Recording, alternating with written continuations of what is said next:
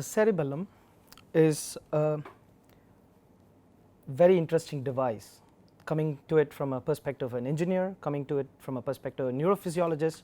The cerebellum performs a lot of computations. Today's talk is about how the cerebellum computes and how these computations can be reconstructed.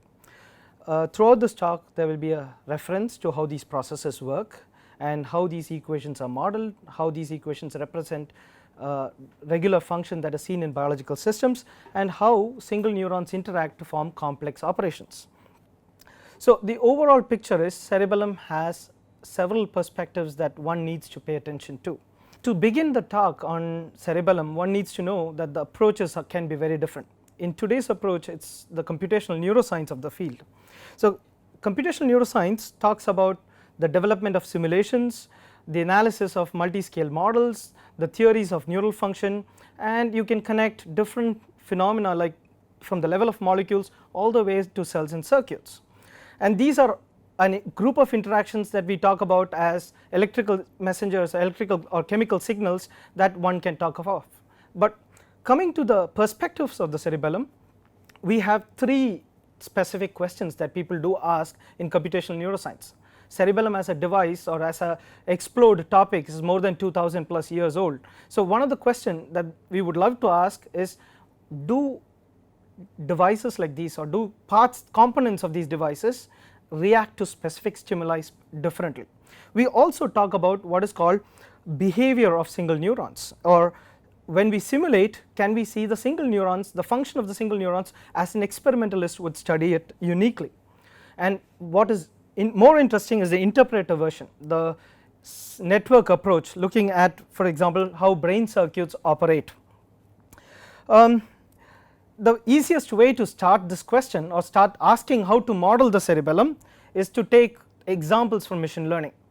It's very common that cerebellum is a structure of supervised learning, so abstractions can be made from these structures, and the cerebellar structures that are involved in these kind of supervised learning come from the input layer and the molecular layer, the Purkinje cell being what is called the perceptron in a cerebellum. So there is a learned action or supervised learning that happens. What is very interesting is that the brain also motivates questions, do we see unsupervised learning? There are questions being explored, but unsupervised learning is more formal in retinal circuits, so there is retinal signals being processed by the cerebellum. So people would like to question, are there beyond associative mapping, is there some unsupervised learning or clustering in these kind of circuits? And the most crucial, in around 2017 we started looking at reinforcement learning in the cerebellar input layer, talking about what is happening in these internal loops. Cerebellum is a subcortical structure, it's a very dense piece of tissue with around 80% of neurons and 10% of small volume, and most of these neurons are very, very tiny. We call them granule cells, for example. We'll come to it, but these ask the question, is there a similarity in terms of movement processing between the cerebellum and the basal ganglia, which is also a very important device, a very important structure in movement processing systems. So let's not worry about the various aspects, let's talk about why cerebellum is interesting. So if you talk to engineers or talk to anatomists or modelers, the concept of little brain is very challenging. In fact, cerebellum is cervelletto, meaning little brain in Latin. And what is also very computationally interesting is the sparseness of these structures. So cerebellum is known to be a sparse processing device, and that raises a couple of questions. We are talking about questions like how are we looking at signals being distributed by large number of cells, why is there some kind of redundancy maintained? The entire theories of cerebellar cortical function is based on some of these studies that came from 1970s, starting with the Marr, Albus, Ito phenomena. So there is a new question that came out in the late 90s, the question of the internal clock, timing as a very critical mechanism that cerebellum runs. And also we ask about the concept of multimodality. Now with pathologies coming up like Parkinson and Alzheimer's being related also to changes in the cerebellum, cerebellar cells, are we looking at very different inputs? By the way, auditory visual signals do have a pathway directly into the cerebellum, so there is some form of prior learning for some of these signals that are happening. From an engineering angle, what's interesting is the hundreds of millions of cells and their role in processing data. I'm going to skip a few of these topics and say there are some questions that biologists are trying to work from an engineering angle. Why is there a unique or a uniform anatomical organization? What is the relevance of modular structures like cerebellum when there is, let's say, convergence divergence ratios that are very, very different? And what's very crucial for many labs across the world, including ours, is to look at how Marr-Albus theorem has changed with the recent findings that are changing our perspectives on what these structures process or what these circuits process. To begin this, we need to talk about a very simple basic.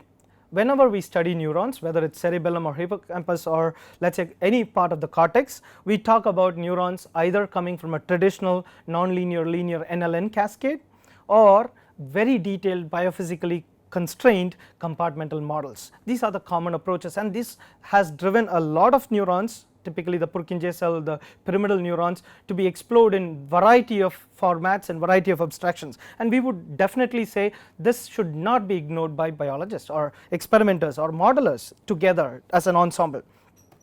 Let's talk about a very brief perspective of computational modeling. Computational modeling is the translation of what we call as real world problem simultaneously into a real world solution and a mathematical solution. Of course, to arrive at a mathematical solution you need to look at the mathematical problem, and that problem itself becomes a question or an issue to be tackled, and that is where computational neuroscience can jump in and answer a lot of simple questions, not just simple but also very complex.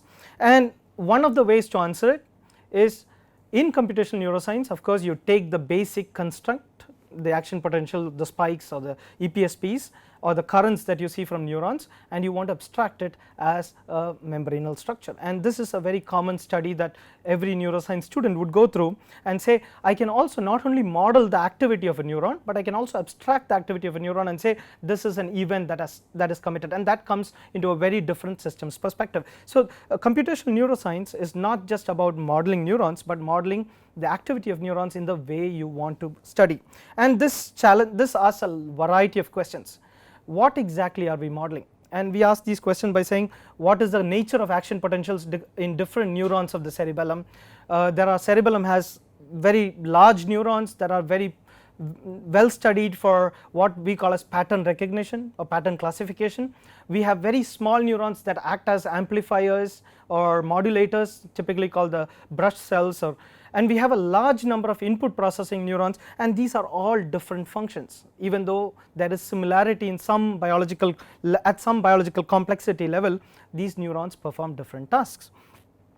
And to go further on, before we enter the cerebellum as a structure, as a model perspective, the tools that we use are typical 1900s to 120 year theories of Lord Kelvin. We use cable properties for whenever it comes to very detailed biophysical models. It's nice to connect them to what is called cable properties. So we basically take experimenters' value of membrane resistance, some form of axial resistance or internal resistance, and a capacitance, and we use electrical engineering principles to create a system. And this is an assumption. This is broadly an advice that is given by a group of biophysicists to say a cable equation is a set of assumptions. It does not, and that too the assumption limits itself to passive membrane properties. We do not know what happens for nonlinear membranes with active channels at the analytical mathematical level. We only talk about it numerically, and this is being used by hundreds and thousands of modelers across the globe to understand how the brain functions.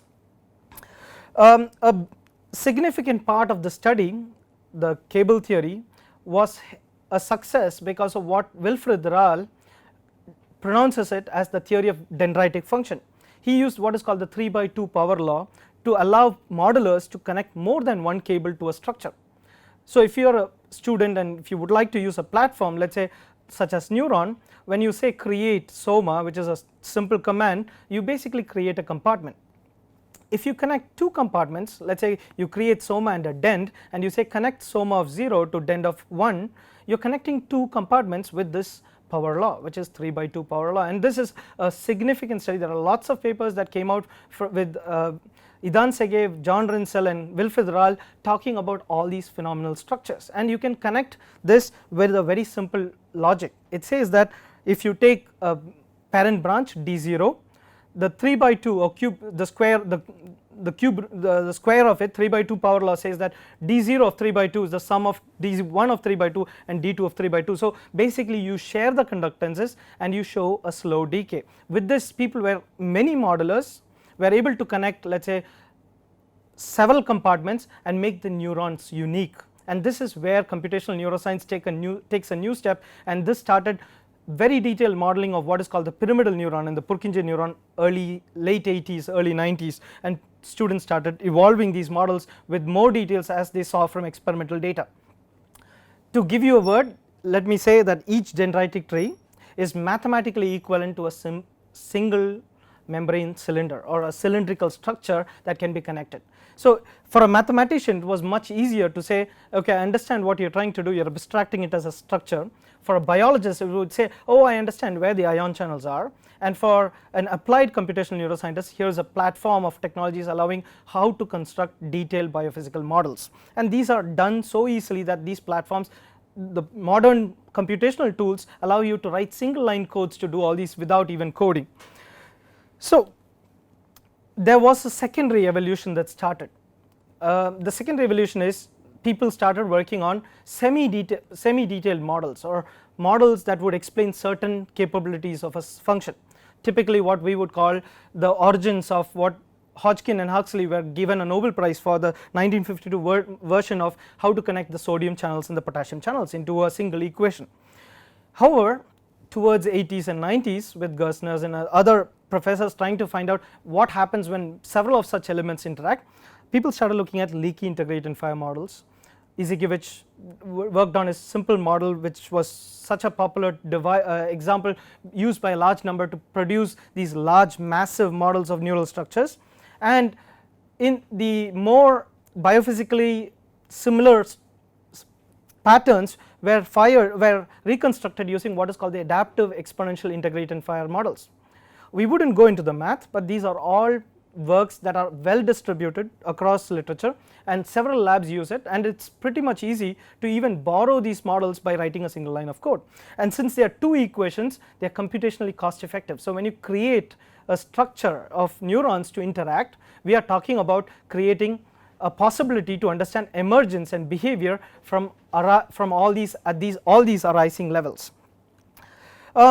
And at the end of the day, I would say we are still looking at what we call as input output membrane voltage based model. So we do not necessarily, using these models, you or me would not necessarily create exact topology of organization, or let us say the biophysical behavior or constraint at a single level, but you can use these models to explain a lot of biological function, a lot of biophysical principles. An example of it is, even today we still use what is called the Hodgkin-Huxley model to model ionic behavior. So if the first step to modeling, let us say, any unknown neuron would be to use a HH model and fit that to a data and arrive at how the sodium channel functions. Once you have a sodium behavior and a potassium behavior, fast sodium and fast potassium as biologists would refer to it, you have an electrotonic model of how that neuron would actually function. When I say electrotonic model, I am talking about the experimental values of GNA and GK being fixed into a model to generate a spike of a certain behavior. With that, I would diversify and say, maybe for today's models, considering that we are going for the US has gone for the brain initiative and the Europe has been doing this human brain initiative, people prefer a bit more realistic functions. So if you want to model synapses, people start looking at stochastic synapses, where multiple states of the synapses are represented by simple equations. And again, as an introductory course, the set of synapses or set of representations are well documented, and many of these platforms allow you to code these functions by writing giving a single call, and all you may have to do is fix the conductance from the experimental data, and you will get a huge set of behaviors that would be very interesting for patterns that you see with data to match with your patterns that you see in the model of the system. And what is very interesting is that stochastic models also allow you to generate what would happen for a continued time process, typically not seen for simple synapses.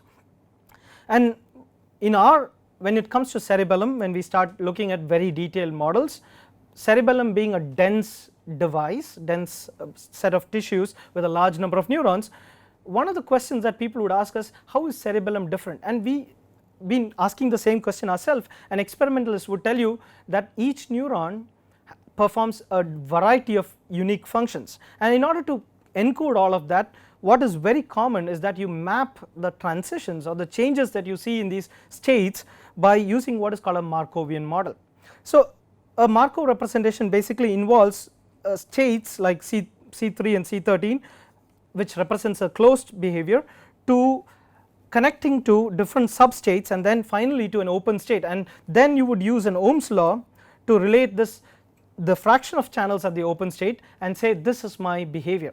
And you can take most of these values by studying what is called a typical voltage clamp behavior and looking at activation and inactivation patterns of how these neurons function, and these are very different neurons. So if there is a genetically different encoding of a sodium channel, you have a very different behavior in those cerebellar neurons, and that is why people get very interested.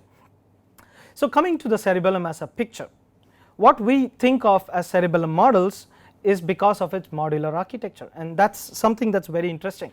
You all as modelers, we think of collecting a template of neurons and using this template with a certain mapping to create what is called a cerebellar circuit, and this changes our picture. Whether it's so, let me name a few of these cells. The largest number of cerebellar neurons are called the granule cells, GRCs, or in short represented here by the GRCs. Granule cells are excitatory cells. They have both AMPA and NMDA synapses that are excitatory in function, and you have a GABA, aminobutyric acid input, that comes from what is called a Golgi cell. Granule cells are 5 to 6 micrometers in diameter, very very tiny and very numerous, 10 to the power 10 or 10 to the power 9 cells in the cerebellum, in the rat cerebellum. And Golgi cells are kind of a larger neurons. They are inhibitory in nature. They autorhythmically fire, which means that they have a different set of properties, and today's world tells you that the combination of these two cells are primarily what we call as the granule cells, the granular layer. And inside the granular layer we also have what is called the unipolar brush cells, which impinge on the granule cells, and they are very few, so we ignore them and say let's look at the most populous computational code, and that's these two ratios of cells. Granule cell axons go up as ascending axons, and they split to become cables, and they become what is called parallel fibers, or PF as it is called, and these PFs impinge on what is called parallel fibers impinge on what is called the Purkinje cell. So if there is a large amount of input that comes in the granule cells from the pontine nuclei through the mossy fiber pathway, granule cells process this input and give this input as in an encoded, or let's say sparsely encoded format into Purkinje cells. The sparsely encoded format is something that we need to talk about, because in the last 10 years we think granule cells also do what is called dense coding, and that is something that is very unique, because a group of granule cells act as a cluster, and that adds a computational property to this layer. These Purkinje cells are the primary outputs of what is called the motor cortex, and people have been modeling Purkinje cells with different properties. There are different models since the 90s even till 2015. Some of these papers have come out from Pavia, Japan, and these labs have been working on understanding how these ion channels code for certain properties. Purkinje cells receive inhibitory inputs from two kind of molecular layer interneurons, otherwise called the MLIs, the stellate and the basket cells. They are much lesser, but the sole output of the Purkinje cell goes into what is called the deep cerebellar nucleus, or the main output of the cerebellum itself. Deep CN, as it is called, is the primary output, but along with DCN we also have interaction that comes from the climbing fibers, which is from the inferior olives. So as a machinery there are quite a few loops, but there are not as many as we can't identify, and this is why cerebellum is an interesting loop structure. We will start with a simple example. To model a cerebellum we need to model a cell. So our work primarily started by understanding why are there so many neurons, and if they are very tiny neurons, do they make any sense? So we started working with what is called granule cells way back, and we created not only single compartmental models but also multi-compartmental models. Multi-compartmental means that we use different compartments representing different parts of the neuron connected using the 3/2 power law. So this model, for example, is a published paper, is openly available on ModelDB, one can download it, use it, has a lot of channels, the common channels that has been studied for. So it takes 20 years for many labs to identify the channels, and some lucky student just goes there and gets all these channels, puts it into a model and calls it a fantastic granule cell, and that's how it works. It's a very compact neuron. It processes a lot of input, lot of signals, auditory, visual, movement, timing, lot of things, but we never ask the question, why is there so many of these tiny neurons, and why is that only a few neurons work? And we will come to this question. Granule cells receive two kinds of synapses, typically the excitatory synapses from the mossy fibers and the inhibitory synapses coming from the Golgi cell, which the Golgi neuron and the granule neuron receive inputs directly from at the same time from the same set of mossy fibers. And what's interesting is this creates what is called a feedback loop or feed forward loop. The feed forward loop is from the mossy fiber Golgi cell and thereon creating a transformation of the input. The sodium channels in the granule cell are mostly located, immunohistochemical studies suggest that these channels are primarily located in the hillock, which is a small protrusion from the soma, and it extends as the axon. So most of the 80% of the content is primarily present in that small region. And people would ask why. Probably it has an amplifying factor, it's a gain filter. You can ask about several questions that would be challenging for these kind of neurons to function. So now the question comes in, what happens when you model these equations? So you create soma, you create dendrites, you connect the dendrites, you put in channels. These channels, for example, if you look at the sodium channels, the sodium channel that we used is a 13 state channel. So we used 13 Markovian states to connect them, and finally the one state called the open state is used to map this behavior.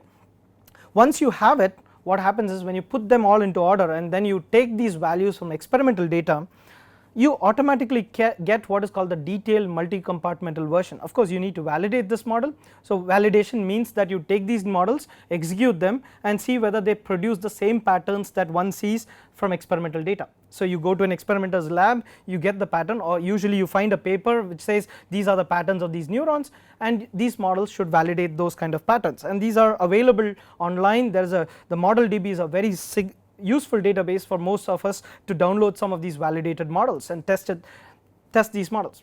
So the question is, when we have 10 power 10 neurons such that would be useful, the question, why are these neurons even useful? So way back in 2005 I had the opportunity to ask Wilfrid Real why he did the cable theory when computers were not even good in the 1960s. His suggestion was, the more biophysically detailed the model is, potentially you are revealing much more functionality about the model. In fact, which is true, because biology has some way of saying there is some uniqueness to the functions that I add or that biology adds. So this is something that we would wanted to test out and see, can we also generate a simpler version of it and compare these models. But to generate a simple model, we first validated it. And what's nice about detailed models, unlike these integrate and fire simple models that we talked about, is that the detailed model could produce patterns that we saw both pharmacologically, which means that I block certain channels, I can produce those behavioral patterns using the same model. I can just turn off the conductance of that particular channel. Say for example, let's say I am blocking inhibition, I turn off inhibition, I only process excitation. If I turn on inhibition, I should see a difference in pattern, and in fact that's the beauty of it. The detailed the model is, you can add these functionalities into your system and you can say this is much closer to what I see from a rat or a Wistar rat Crus2A of the cerebellum. So your data matches experimental evidence. So when I say our data, I am talking modeling data from a single neuron. A single neuron, it's already a complex device given that we have all these connections, all these ion channels, and it takes few seconds to simulate, let's say 1000 milliseconds, let's say 15 seconds. Now one has to ask, as a modeler, are we looking at only one type of models? So we would say most of the experimental data at a single neuron level are studied using patch clamp and most of them come from acute brain slices, which means we remove these slices and we float them in buffers and we record them with electrodes. So this is called the in vitro behavior. So the default nature of your model should be that it should represent the variety or the banquet of what we call as the in vitro behavior, and this is what we see. You change, you get the exact match, it's within the range, and it's amazing. So you say, okay, so my model finally works. Now let me switch to a scenario. My animal is either alive, anesthetized, or my animal is either freely moving, which I call as in vivo. Then the model, can I use the same model? So that what we do is that in vivo animals have only a difference that most of the responses happen in bursts. So by changing an input style to the system, you can get burst behavior. So using a single model, you can reconstruct what is called the in vitro or the acute brain slices, or the in vivo, which is the alive or anesthetized animal. That's the beauty of it. So you have the question that you have a detailed biophysical model, it represents everything that a single neuron does. It's computationally expensive, meaning that you need a lot of computer cycles to do it, and you can achieve a lot of properties. So what is nice is that these models, you can validate it with experimental data, you can create a variety of behaviors, and they are very, very powerful if you want to test the hypothesis of what happens at the neuronal level.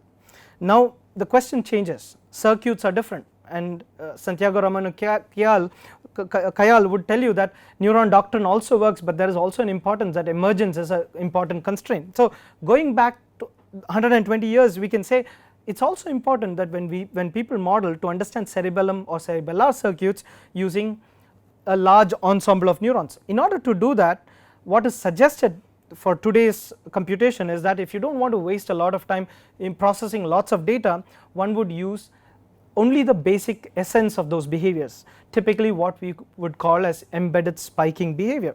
And this is very nice, you can create spiking behaviors of large neurons, small neurons, cerebellar neurons, hippocampal neurons, basal ganglion neurons, and you can study these kind of functions and you can create a variety of behaviors. So where do you start? You start first by looking at published literature, you identify which neurons are present in the cerebellum. Let us say in our case we started looking at the primary neurons that we thought were very critical. We did not involve everything, but we thought DCN, inferior olive, the granules of the Golgi cell and the Purkinje cell are primary neurons. This is more or less like a cleaned experimental trace. We used, or you would tend to use, when you have the data, you want to fit the data, you want to fit the model to the data using some kind of a reference tool. So many people have used what is called a genetic algorithm, we use what is called a particle swarm optimizer. It's a fitting technique which allows you to change certain functions and basically create or generate the values that you would say. I am skipping some of the topics here, but basically what you do is you arrange your fitness function in such a way that you get the values of the key parameters based on the traces that you have from experimental data. Once you have the parameters, basically your simple model is ready, a simple spiking model is ready. So what do? You take these values, substitute in the equation, run the simulation and say, can I get firing behaviors? That is what these integrate and fire neurons can do. So these simple 2 equation models can take these original values and reconstruct the firing behaviors of several such neurons, and that adds a lot of mystery and at the same time a lot of open questions. So what we typically say is that you do not have to limit it by any equation, you can do a lot of techniques. Why did we use particle swarm optimization? Is that particle swarm optimization allows you to do a lot of scaling up, you can do parallel processing and have lots of computational fun with it. So you can use any technique, you can use a generic algorithm, you can use slow learners, and you can adapt these values and get not just single values but a bunch of possible values that you can apply to your model and get a firing behavior. And that is very unique because that is the best part of doing a modeling exercise, because no experimentalist is going to tell you this is the only way granule cell fires. He is going to say these are the possible ranges and this is the statistics related to it, and that is exactly what you want. So you take the experimental data, the study, and you fit your model to represent what is called the firing behavior, simulated trace. So if your simulated trace looks very close to your data, then you say, okay, I think I have modeled some firing behavior. What am I looking at? I am probably looking at the delay between spikes, I am looking at the amplitude of the spike, and probably I am looking at the frequency of firing. So the F versus I curve, which is called the frequency versus current curve when I do a current clamp, or the V versus I curve, which I would call as a voltage climb equivalent, and I would look at the standard behavior of these firing neurons. And that's very interesting. That's where you start with by saying I'm starting to build models of neurons. So we had a biophysical model. By the way, granule cell is just an example. We could do a lot of other detailed models. We've been working on DCN. There are labs that have been working on the Golgi neuron. There are labs that are working on oligonucleus. You can build detailed models, but these details are dependent on how much data one has and how much of realism that you need for your purpose of simulation. Cerebellar neuron, on the other hand, if you look at spiking neurons, we could match not only, so the fun as a student who explores these kind of functions, I think I would do not necessarily match with an experimental study, I would also compare it with the other models. So what was interesting is that when you do these kind of fits, you can use simple models, 2 equation models instead of that 1025 equations that you want to solve, and create very biophysically realistic spikes that allows you to scale to a large circuit. And you can simulate these kind of very interesting models that you call as neurons, and you have a variety of these neurons. You have your toolbox ready. That's basically your toolbox to model cerebellum. So you have the granule cell, the Golgi cell, the Purkinje cell, the inferior olive, DCN, and other neurons, and now you have done what is called a variety of firing patterns. And this is where we start saying, okay, so there are possibilities that we can look at, and granule neurons or any kind of neural system can be modeled by common techniques. So the technique does not necessarily, so you can use any such techniques that generates this data, and you can end up creating model cerebellum, model basal ganglia, model hippocampus, and so on. And that's the challenging part of it. Along with neuronal models, one also needs to pay attention to, if you go simple versions for your neurons, it's also clever, or it's also an alternative, not to say clever, it's also an alternative to use simple synaptic models. So instead of using this Markovian models that we were talking of in literature, we pulled out very simple conductance based equations to create a variety of synaptic behaviors for possible, let's say, excitatory inhibitory systems or inhibitory neurons. And that's where we start by saying, okay, if I put them all together, I have a mathematical repertoire of a cerebellar network.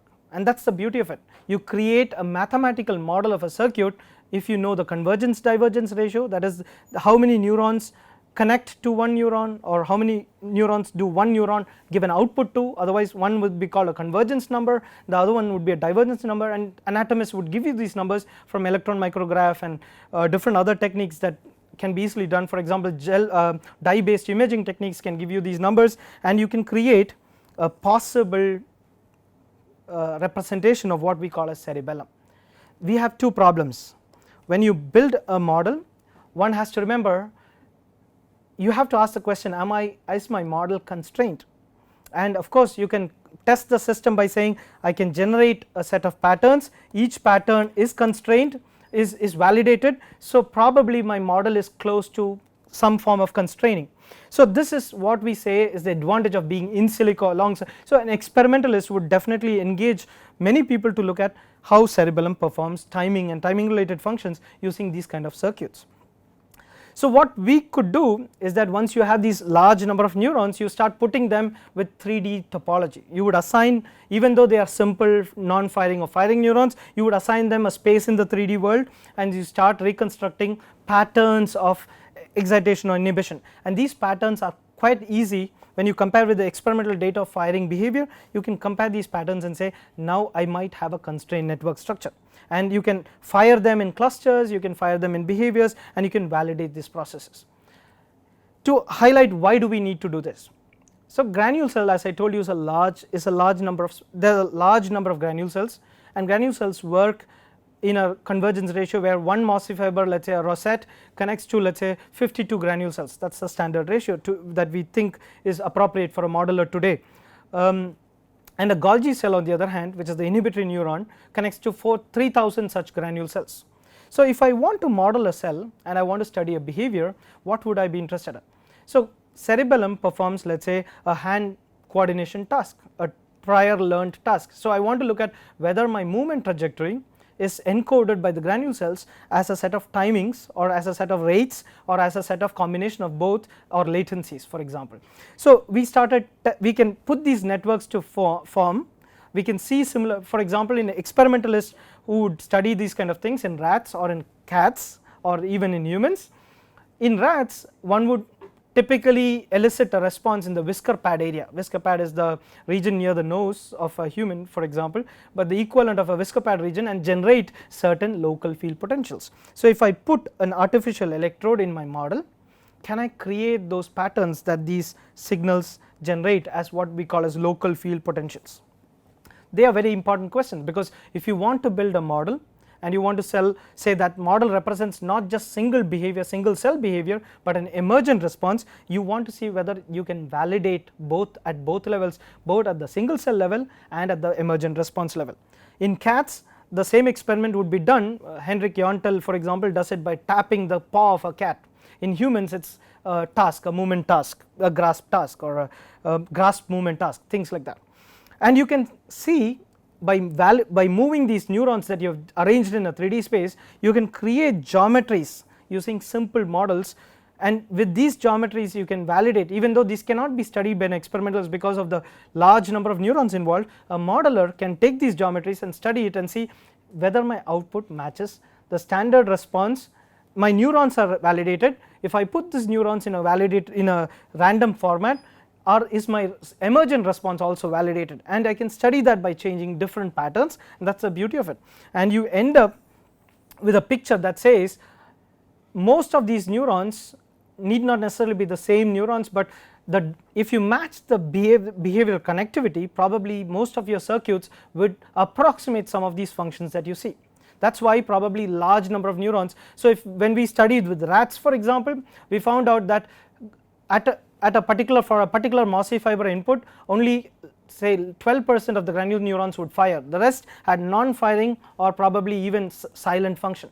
So we started asking, so why are there so many non-firing neurons? So then we started looking at configurations that would say that for every different region of the cerebellum, there are different ways with which these clusters are formed, and these clusters would be different whether it is motor, whether it is auditory, whether it is visual, but generally the cells that operate these signals are always the same, and that is very interesting. So for an experimentalist, this is something that he can only hypothesize. Here you have a set of tools that will test those hypotheses without going through the complication of exactly pinpointing all what individual neurons would be doing. So here is an example of what we did with granule cells. This took us around it's a 800 micrometer cubed, 400 micrometer cubed simulation space of rat granule neurons, and this space generated let us say 20 terabytes of data for every 100 milliseconds of simulation.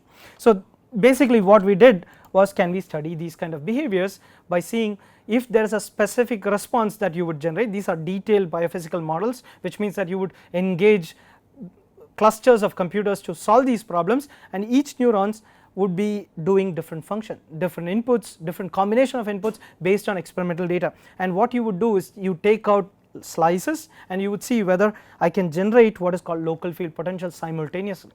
And this is very interesting. When you take what you think your single neuron is doing is not what it does in a circuit. So you have now a whole set of tools that says you can take these models that were very easy to build, you can put them to a different combination and generate different possibilities that these circuits do. So as such, we think cerebellum is not a simple structure. Probably it is modular, but it is not a simple organization. Probably it has, that is why we think there is a lot of learning disabilities that are now associated as a cognitive loss related to the degeneration of neurons in the cerebellum. It is a hypothesis. Of course there are new studies coming up, and you will see that you validate the model by saying if my cells are far away, by recording from those two cells like an experimentalist would do, I can reconstruct it. A typical experimentalist would spend 2 years to do this kind of a study. For a modeler, it is probably a few days to test. So what are we trying to do as a modeler? We are also trying to reduce the amount of experimentation time by telling them where to experiment, what to experiment, and that is a kind of a good question that you would ask as a modeler. You need to know, why am I building these single neurons and then connecting these nonlinear devices with other nonlinear devices, and what am I going to prove? What we want to see is that brain is a unique device, and some parts of the brain act seemingly linear, which cerebellum in some regions do, even though they are highly nonlinear.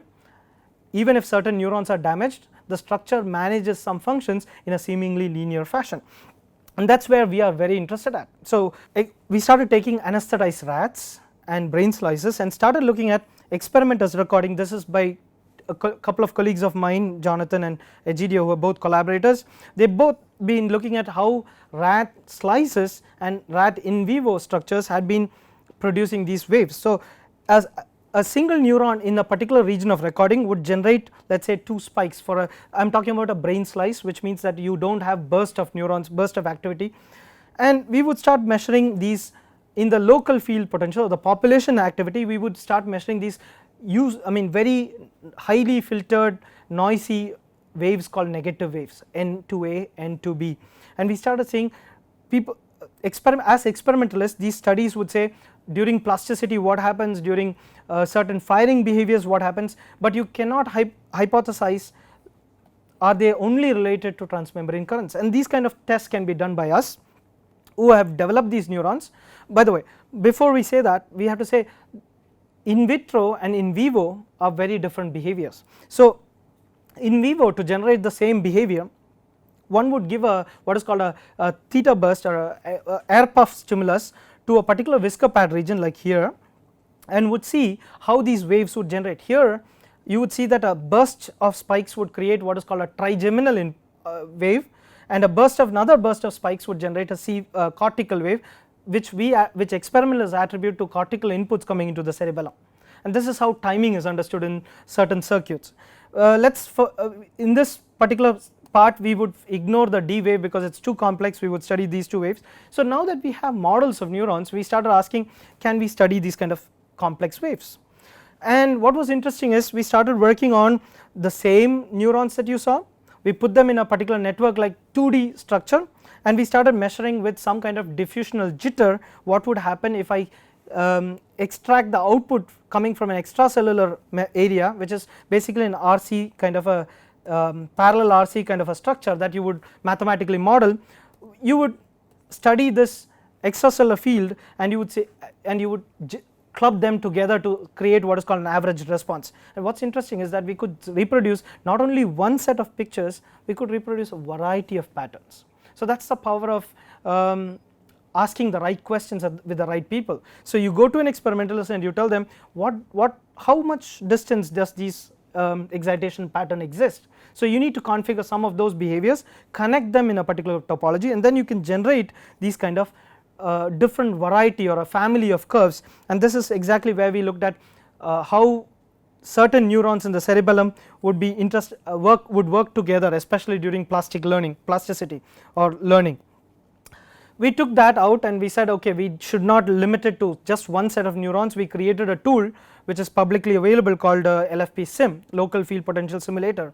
So if you build any neuron, you just have to download the simulator, say insert this one line into your code, and then you have this pop-up GUI or graphical user interface that allows you to generate either from a group of neurons or from a single neuron how these populations would emerge. And I am putting up the reference here, or if you just Google LFP Sim, you might be able to see that with our granule neurons or granule neuron clusters you could even generate the same behaviors, and that's very interesting. Then you start asking, what happens if I want to generate what happens during a multi-electrode array. Experimentalists use what is called a multi-electrode array, which is a large number of electrodes, equally spaced electrodes, put over a common brain tissue and simultaneously record what happens at different parts of that tissue, whether it is a in vivo brain component or whether it is a slice. We would use this kind of a matrix, and with models we could reconstruct the same shapes. The deterioration of shapes can be modeled by using some kind of noises. Once you have this, your repertoire of creating a model circuitry is almost complete.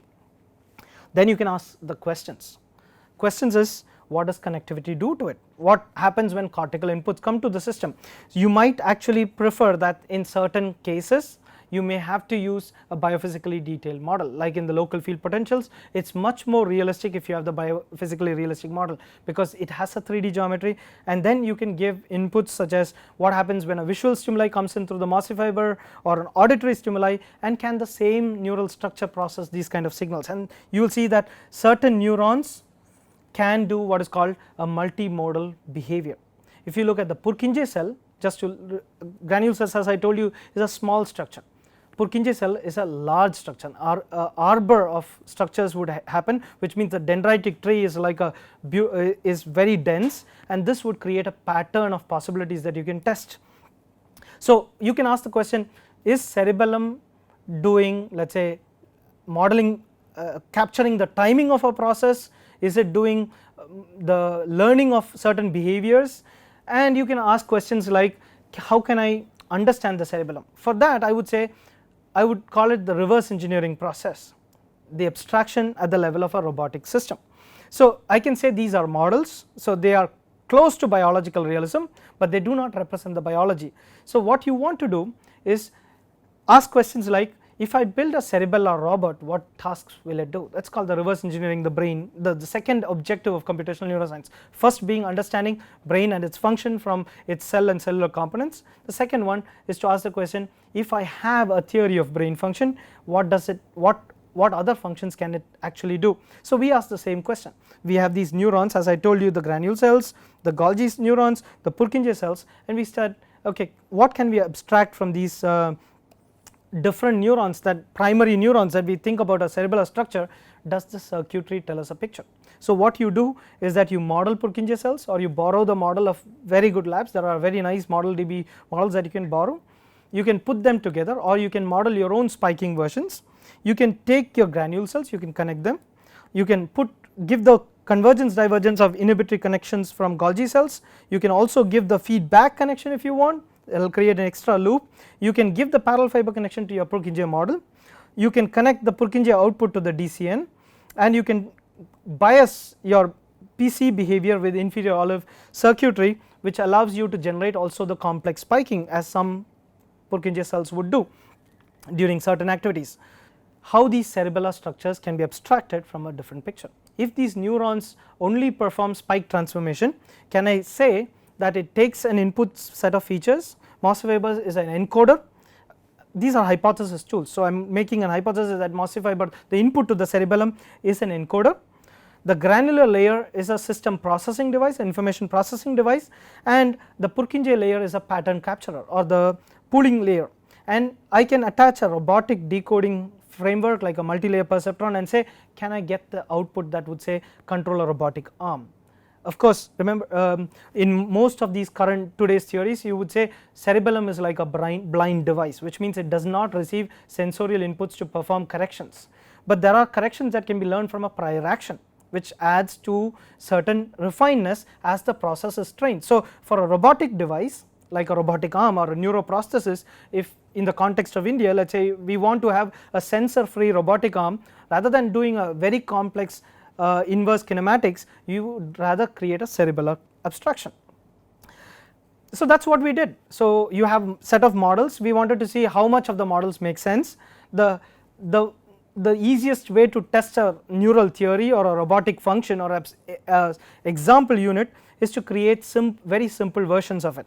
So we took the real world stimulus that comes from a stepper motor or a motor. You can convert it into a spiking phenomena using algorithms like granular layer encoding or BSA algorithm. Granular layer encoding is something that we borrowed from a collection of granular neuron responses that was already published, and we mapped them and said, okay, I am taking random data, this is not how the brain should work, but let me test what my model does. So I used this phenomena of how the real granule neurons encode, and encoded some random data which could be not the way our brain works, but assuming that this could be a test tool.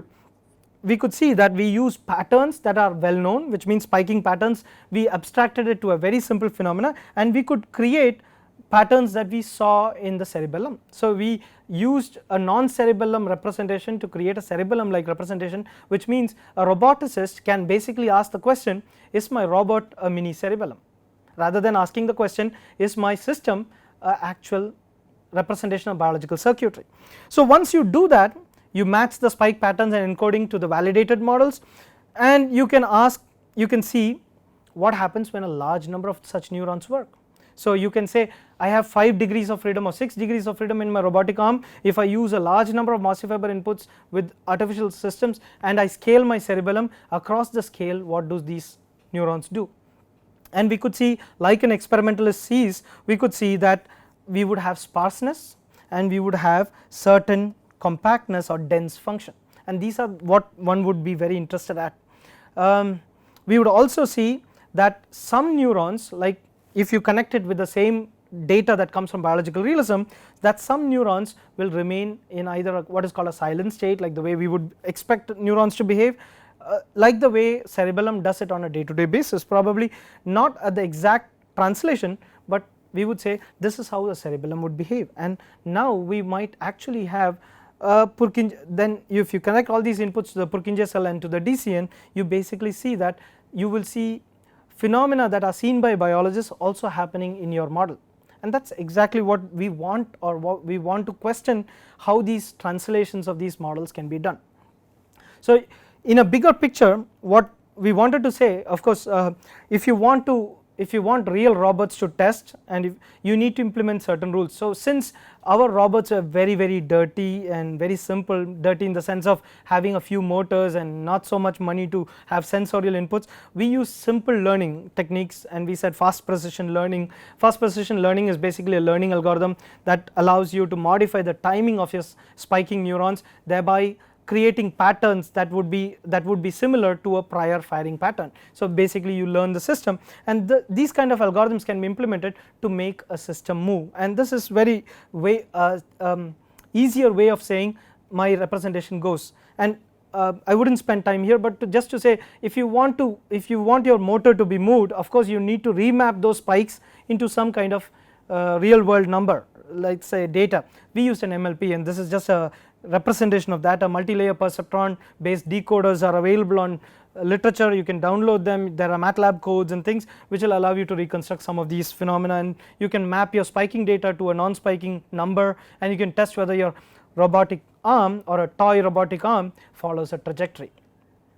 What is interesting is you hold the arm and you see that you can create a cerebellum based network. You test the cerebellum space network with cerebellum based properties, and you would map to trajectories in real world called robotic trajectories, and you would get patterns that you would think are very useful to understand how a cerebellum functions. Of course this is, I use the term cerebellum inspired spiking neural network because it does not represent a real cerebellum. So when you connect these neurons, you can test some of these possibilities, and with this you will ask the questions like what else did I do? So you can look at pharmacological properties of certain structures when neurons fail. For example, in autism, certain neurons are disabled, NMDA receptors can be disabled, and you can see certain changes in certain function.